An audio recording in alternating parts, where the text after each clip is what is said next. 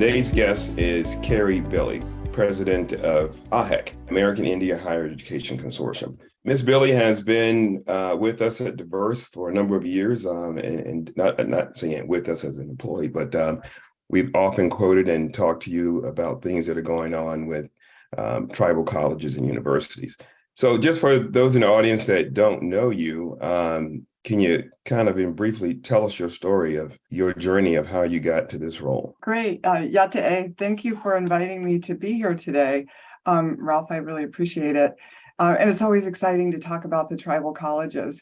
So I guess I got to my position as president and CEO of AIHEC because I worked in the Senate for a number of years. I worked for a senator from New Mexico, and we dealt with all kinds of American Indian issues impacting American Indians and Alaska Natives, but particularly the American Indian tribes in our state. And during that work, we also worked with tribal colleges because there's 4 in New Mexico. And I just became convinced in my work that we were doing in Congress that the real hope for American Indians, particularly reservation-based Indians, lies in higher education, tribally based, culturally and place-based higher education.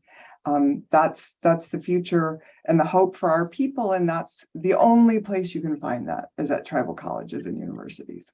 And when you matriculated, were TCUs available at that time? When I graduated from high school, they were just starting. There was Diné College on the Navajo Nation, with Navajo Community College at the time. And a few others. That was in the early days of the tribal colleges. So I see, ultimately you ended up at Georgetown University to go to law school. So basketball season is just now starting. So I got to digress and ask, like, who's your favorite Hoya basketball player? Of course, I love Georgetown.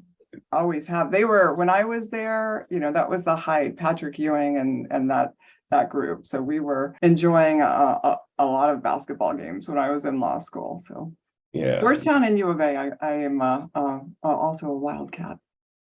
Oh yeah. So if they were to play for the national championship, who would you have? Oh my goodness. I probably I'd hope it would end in a tie.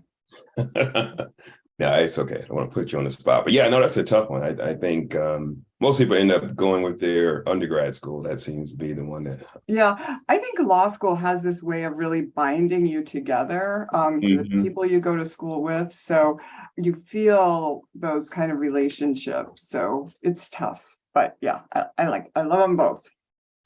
Exactly.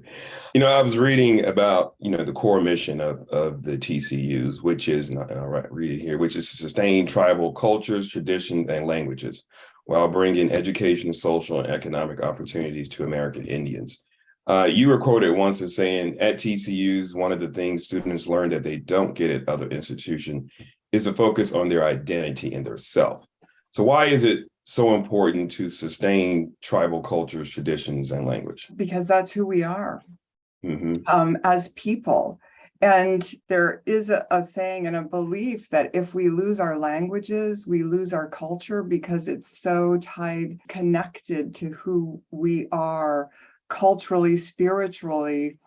Our connection to the land and language and air are inseparable. We have to sustain that to sustain ourselves, our culture and our languages. And that is being done at tribal colleges more than any place else in the world. No, definitely. And when to me, you kind of have this two-pronged approach, I guess, if you will, to education for your students. They're getting, the native culture and traditions and language and all that. But at the same time, you have what I'll just call traditional education attainment and goals that they need to reach, especially those that the accreditation agencies are looking to benchmark. How do you guys balance that, or is that an issue at all? Well, that's such an interesting question, especially the way you phrased it by saying traditional education. And I think you were talking about Western education. Correct. Yeah. So the interesting thing about what you said is that tribal colleges do teach from a traditional perspective. from a culturally and place-based perspective, as I said. So there's not a separation. It's not a separation or a balance. The education, the curriculum arises from the core of culture and tradition and traditional knowledge. So that's the basis that, like for Navajo at Diné College and Navajo Technical University, it's the image is a cornstalk. So it comes up, grows up from the earth, and then the education is comes from that cornstalk, that culture and language. At tribal colleges, what you would think of as the traditional Western classes are taught from a cultural perspective. So they're integrated together. I guess you can teach one without the other, but the goal is to have that complete integration. So there's no separation. They're taught from that native perspective and ways of knowing and worldview. I think that is awesome. That is definitely great for those students. But when you look at, and now I'll use your word, Western education, and in particular today, and I say it's misused of how they look at it, when you start looking at things like critical race theory and the cleansing of American history in our public schools, how do you feel about that? So many kids are not going to really learn, not just American history, but Native history, African American history, and so forth in this country. They're not going to learn the truth. Right. And that is that's terrible. That gets to the heart of the identity of who you are as a culture, as a people. And that's part of who the people of this country, of the United States, are. We focus on tribal education from a tribal perspective, teaching it from our worldview, because that's what's important to the place we're in, to our tribal nations. If we are in this broader United States, you can't teach an American citizen to be an American citizen without having that full contextual history. The truth has to be part of what we teach every day and who we are. That's not critical race theory. It's the truth about the American experience. That's what should be taught in our schools. And I think people need to separate the two and focus on teaching the truth. The sort of the irony of we're talking today, the day before Thanksgiving, and this will air shortly after Thanksgiving. When you look at the truth, a lot of Indigenous Americans don't look at tomorrow as a great day. How do most Native Americans view Thanksgiving? I think one of the values of probably all American, and at least all the ones I know, are community and family, the importance of community and family. And so the opportunity to get together and celebrate, eating, big thing with us, always having food at our gatherings. So having the opportunity to come together and just be together in family and community, that's always important. So I think there's a lot of that kind of celebration and gathering going on, but definitely not celebrating, the pilgrims and the oppression and conquest of this land. Not something we celebrate. I think I read, did I see somewhere that you were associated with, or I know work with starting, getting the designation for Hispanic serving institutions? Yeah. The senator I worked for, Senator Jeff Bingaman, is the author of the legislation that established the designation of Hispanic serving institutions in the Senate. And then we had a House companion bill also. Okay, yeah. And he also introduced the legislation that created the designated tribal colleges as the 1994 land grant institutions. Right. And I was, I knew that for certain, but then I was reading something and I saw the thing about HSIs and I was wondering if that was a typo possibly. Yeah, no. Then I thought about it, I said, no, that's probably legit. And then ironically, I know that you were recently on a panel with Dr. Flores from Haku, who we spoke with on In the Margins a few weeks ago. And we talked about, partnerships and things like that that the HSIs can do together. So can you talk a little bit about what type of synergy, the tribal colleges have with the other minority serving institutions and how you guys? Yeah, well, the way Okay, so tribal colleges and historically Black colleges, HBCUs, aren't minority serving institutions. Our designation is political. It's founded for tribal colleges. It's founded in the trust responsibility treaty obligations and the exchange of over 1 billion acres of land. So the designation is political, and the same with HBCUs, politically established in law and statute. So for specific reasons. So they're a little different from the minority serving institutions, which are the Hispanic serving institutions, predominantly Black institutions, the Anapeses, and the Native American serving non-tribal institutions. Oh, and Asian and Pacific Islander institutions. No, Alaska Native and Native Hawaiian serving institutions. So those are the MSIs. So we group, but we work together. We all work together. So it's the HBCUs, TCUs, and the MSIs. And we have a lot in common and work together frequently. I think for tribal colleges, we work most with the HBCUs and then and Hispanic serving institutions. We find the attention, especially between tribal colleges and HBCUs and also many HSIs, the focus on the individual student, on that student identity and supporting the student in a holistic way and teaching from their worldview. We find that in common at our institutions. So we have partnerships that range from student success initiatives to actually developing. We had a partnership in the early 2000s or late 1990s of developing new leaders at our institutions for tribal colleges, HBCUs, and HSIs.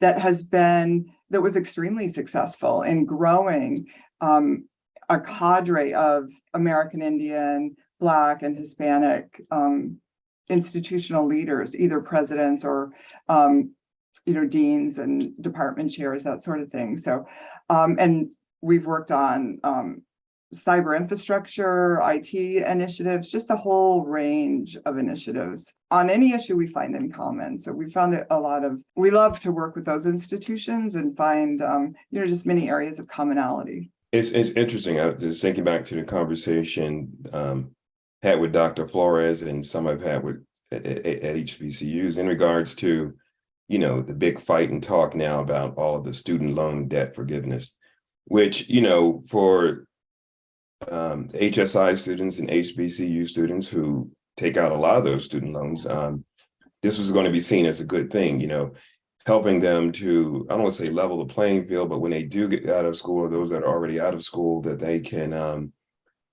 start working and having their earnings work for them as opposed to having to pay back all this student debt. But I was reading that there was only one tribal college that participates in the student loan program. Why is that? 2 tribal colleges that participate in the student loan program now. 2? Okay. And but we still fully support the student loan forgiveness. And I'll tell you in a second about the impact, if I can remember all the details, that it'll have on our students. But not just students, our faculty.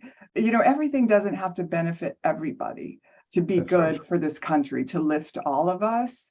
And that's the way we see this, that, someone was explaining it, that when it rains in the mountains, that rain benefits the people living in the valleys and in the desert. That's kind of how we look at the student loan forgiveness, that it's going to benefit all of us eventually. So we think it will happen. But for tribal colleges generally don't participate in the student loan program, I think for 2 basic reasons. One, that tribal colleges, our goal is to allow students to graduate with a degree or credential, to complete their program debt-free. So they can go on and live their life, serve their community.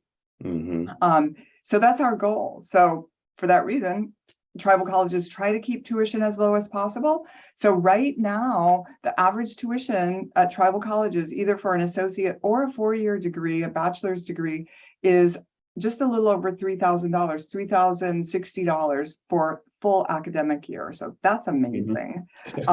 So they try to keep it as affordable as possible so students don't have to take out student loans. So that's one reason. The other reason is that when tribal colleges first began, They started more focused on workforce development, vocational, it was called vocational back then, vocational education, and associate degrees. They were bridge institutions. So that's why they focused so much on identity, to build up the student identity so they could go on and succeed at a 4-year institution. So when you're a 2-year institution, particularly for 2-year degrees, you have a lot of first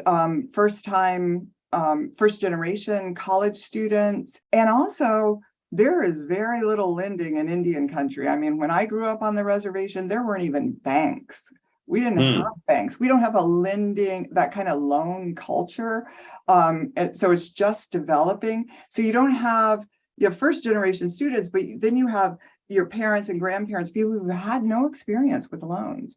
So it's just a lot to take on. So it makes a lot more sense, especially for 2-year degrees, to try to keep it as low cost as possible, and not engage in the student loan program. The colleges that do participate in student loans offer 4-year degrees. And I think probably if there's some more flexibility in the student loan program in the coming years, that more tribal colleges will participate in the student loan program, as they develop their 4-year programs. Right. Okay. Now, it's very interesting. I wasn't aware of that cultural thing in regards to not ever dealing with banks. So that would be kind of a foreign thing. Interesting. Yeah. That. But we do know of in those 2 schools, and there were 3, but recently one got out of the student loan program. But of those 3 colleges, the average loan is below $10,000. The maximum loan that these students were graduating with their debt over the past few years was even less than $20,000. And most of our students receive Pell Grants, so they would be eligible for $20,000 of loan forgiveness.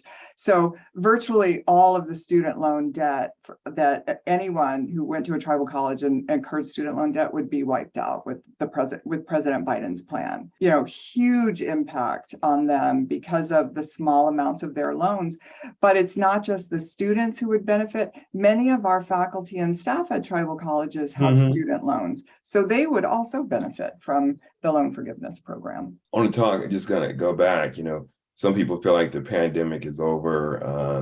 Obviously it's not, but let's go back to like during the height of it, a lot of schools, including tribal colleges, realized or sort of really exposed that there was a digital divide, had declining first year enrollment and overall increase in student withdrawals. So along with it, a host of other pandemic related challenges.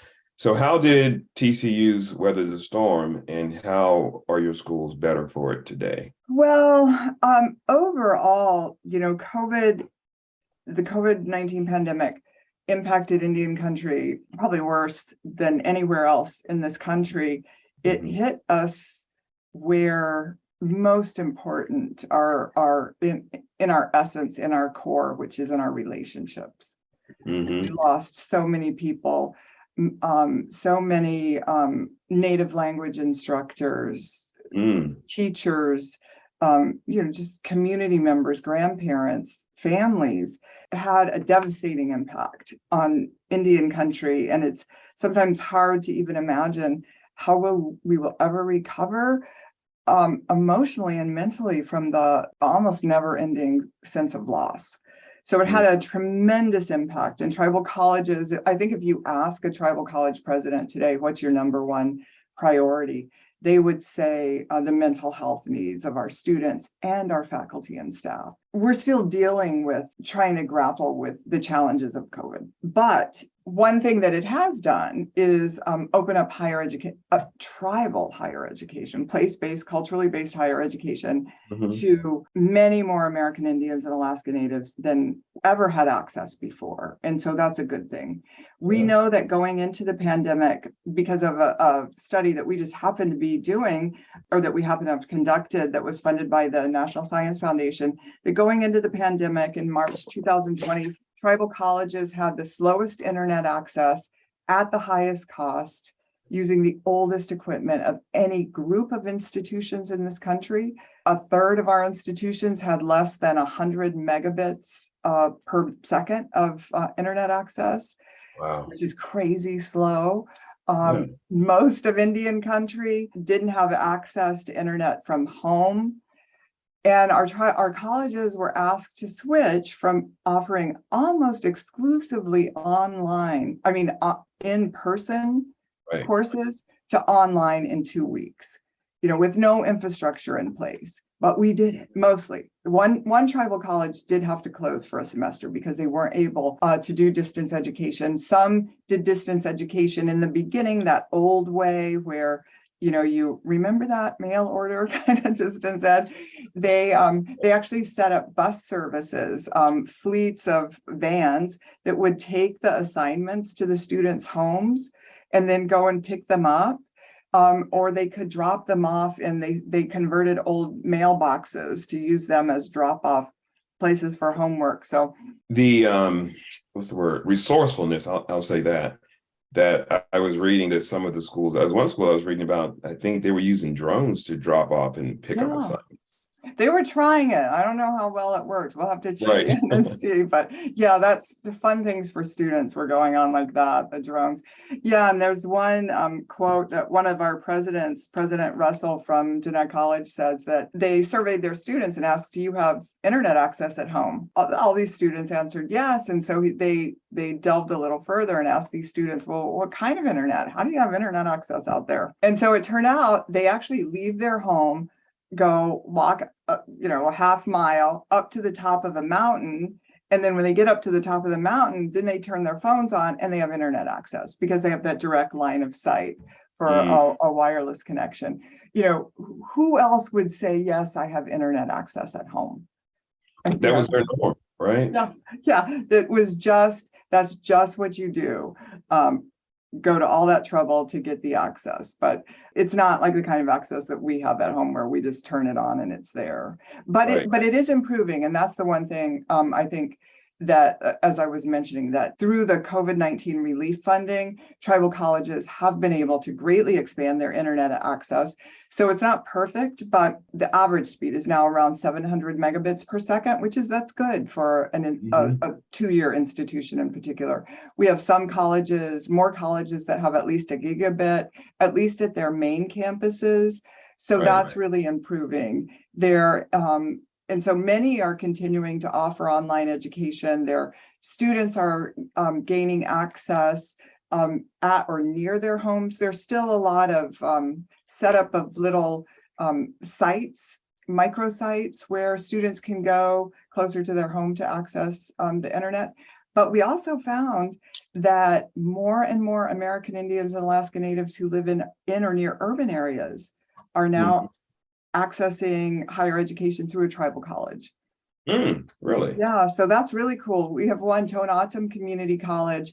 They went from serving one tribe, the Tohonatum Nation, to now serving students from over 60 different Indian tribes. Wow. Because through online learning. It's interesting. I was reading something about this. I can't remember. There's a young lady, I think she was from the Chicago area, and she was Native, and she had a very low self-identity in regards to that.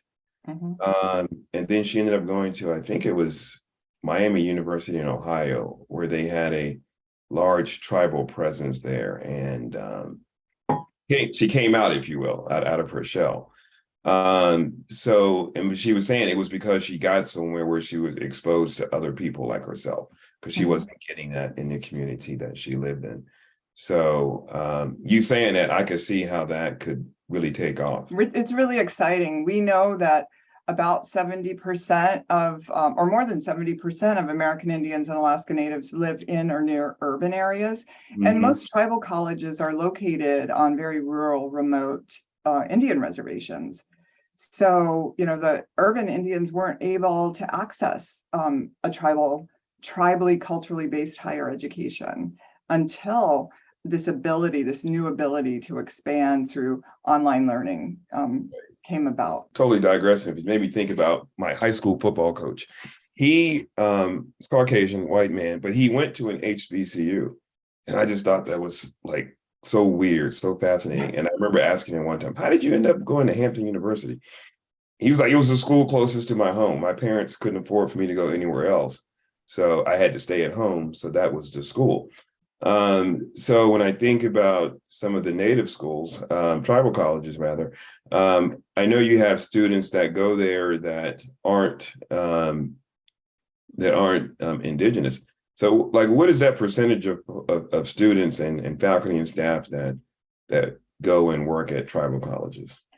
So about 15% on average, the average is about 15% of students at tribal colleges are non-native or non-enrolled members.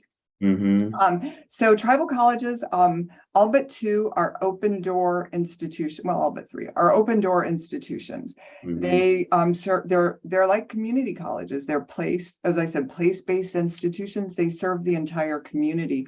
So anyone who lives in or near the community can attend a tribal college. So about 15% are non-native for students.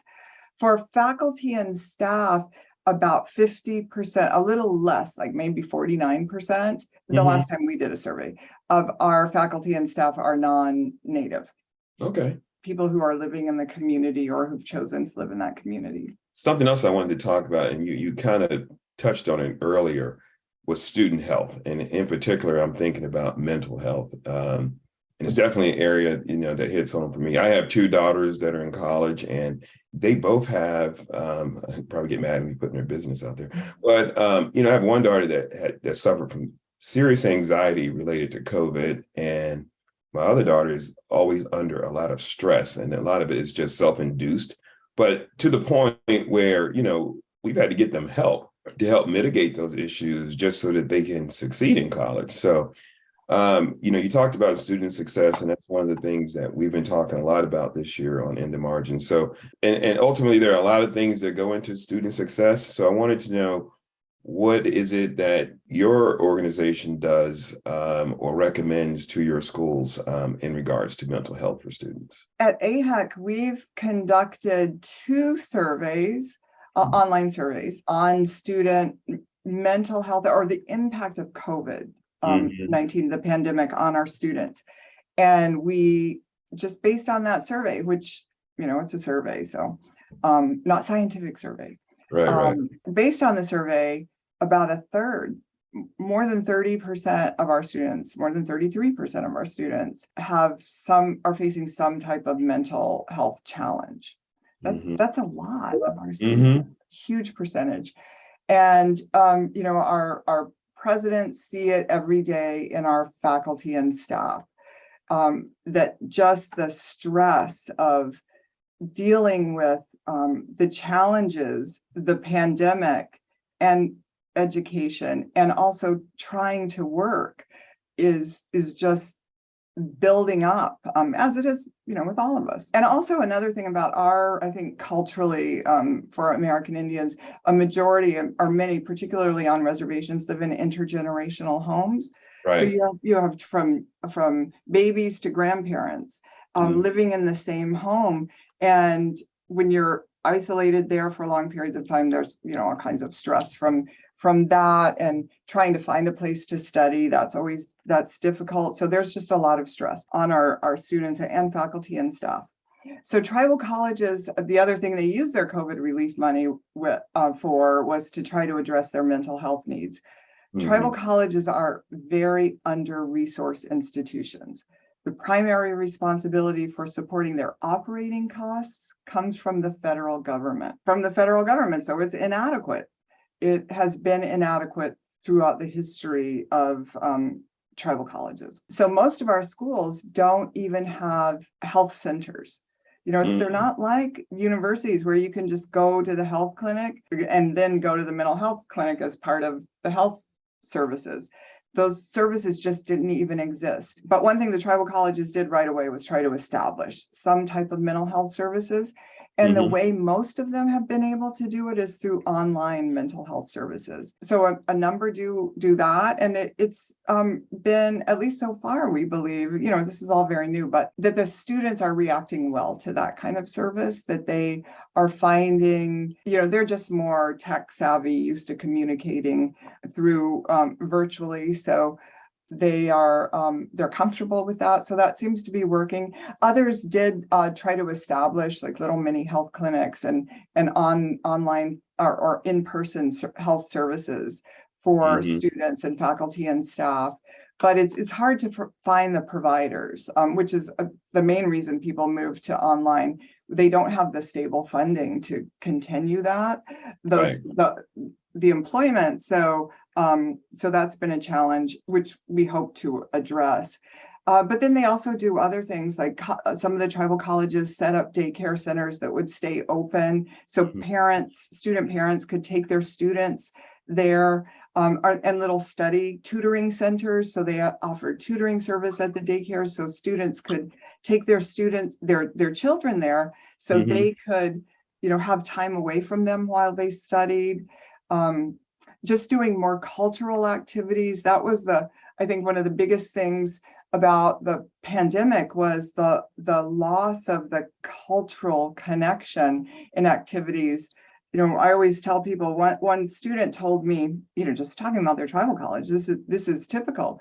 We start every week with a pipe and end every week with a drum. You don't get that anywhere but at a tribal college. So that cultural aspect, when the colleges went online, they had to figure out ways to do that online. And I think that was really challenging at first, but our students need that. So they figured out ways to offer, cultural connections, even native language classes online, things like that. But it's really important to make sure that you continue to provide that kind of important foundation, whether you're online or in person. And one of the things you mentioned, I think, would you call it teletherapy, where you were saying that they were doing some of that online? Yeah. For those in the audience, I think Diverse did a story on teletherapy at the tribal colleges. So you could just Google that on our site. But okay. So, obviously, sort of the lead into that was really dealing with student success. So like I mentioned, we've talked a lot about student success this year on In the Margins. And I read that AIHEC, you guys formed a partnership with Lumina just prior to the pandemic to do research on factors, leading to successful completion of post-secondary certificates and degrees by American Indians and Alaska Natives. So not sure how much COVID has impacted that research, but from what you guys have done so far, is there anything that you guys have gleaned that you can share with us? Yeah, what we're doing with the Lumina Foundation is to look at developing a framework for Native student success. One for tribal colleges, based on success factors that we've seen in literature, so they're evidence-based practices, but also just from the lived experiences and the worldview of tribal colleges. We have so many institutions and organizations now asking us, how can we better serve our Native students? That's, I think, one thing that's happened with this whole movement or awareness about cultural and racial differences and the need for diversity in all of our research and education and just living, that we need to cultivate and strengthen all people from whatever background they're from. It's led to more awareness about the needs to address the needs of their Native students. So with the Lumina Foundation funding, we are developing this Native student success framework. And the way we oriented it, we at AIHEC also have an initiative to establish our own accrediting body. So you mentioned that early on about tribal colleges being accredited, and all the tribal colleges are accredited by what used to be the regional accrediting bodies. So they're on par with all the other institutions of higher education. But we're looking at establishing our own accrediting body that has that cultural base, that's based in our cultures, our culture value and principles. So the way we're designing the framework, the student success framework, is around those same values that we determined, that the tribal colleges determined would be the core of our accreditation framework, which is reciprocity, relationships, responsibility, and redistribution. And then there's under those four quadrants, a set of factors that if you as an institution want to succeed in more fully addressing the needs of your students, you should have these kinds of elements included in your programming. So it goes from everything from the way you conduct assessments, do orientation, provide wraparound services, address mental health needs, provide access to cultural activities, and just paying more attention to the needs of the identity of the students, and addressing things like implicit bias. So it's pretty not completely comprehensive, but it's a good framework or guide. We'll move over to, I guess, getting time here to close out, but one of the last things I wanted to talk about was the Supreme Court decision this summer, 5-4 in the Oklahoma versus Castro Huerta, that states that the federal government, the states and the federal government have concurrent jurisdiction over crimes by non-tribal members against tribal members on tribal lands, unless Congress states otherwise. Now, at least I did learn in school that, tribal lands were sovereign nations. So obviously this contradicts the longstanding position that states lack jurisdiction there. So how might this affect tribal education and tribes in general moving down the road? Yeah, that was a devastating decision, and points to the importance of paying attention to voting. Number right. Yes. The important role. I've always said that one of the most important things, probably the most important thing that a president does, is select the Supreme Court justices. Because that is a multi-generational lasting impact. So you have to be very, very careful. Pay attention to who you're voting for. So that decision could potentially be devastating to sovereignty for American Indians. For American Indian tribes, for federally recognized Indian tribes. The thing about sovereignty, though, the thing about that decision, and I think the thing that I always tell people is that was a Supreme Court decision saying that states have jurisdiction on Indian land, which, they shouldn't. But that's what the court said. But sovereignty, getting to that essence of sovereignty, that's not something the Supreme Court can take away. They can try to chip away at the aspects of or actions, exercises of sovereignty, but they can't take away sovereignty. Sovereignty is an inherent right.